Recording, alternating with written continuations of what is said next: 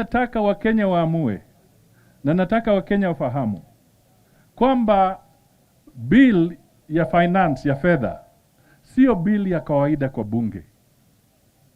Na ndugu na dada wa hapa Eldama Ravine na kwa Kenya nzima, nataka tufahamu neno hili. Finance bill ndio msingi wa serikali. Finance bill ndio mizizi ya serikali.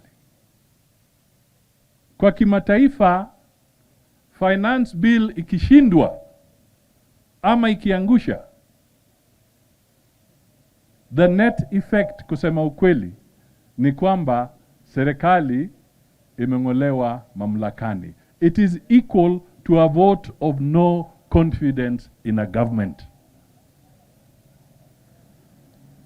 Kwa hivyo si mchezo, sio mambo ya kawaida. Hawa jamaa wanasukuma, wanasema tu it is matter ya finance. Mkiangusha finance bill kwa serikali yoyote, the next thing watasema that was a vote of no confidence, therefore the government must go home and we have fresh elections. That will be the end result.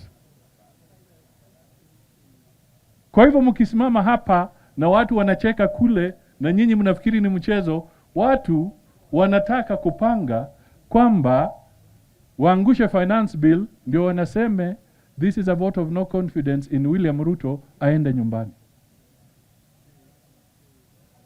Don't take it lightly. Don't take it like a joke. It is serious. Katika Kenya hii we want stability.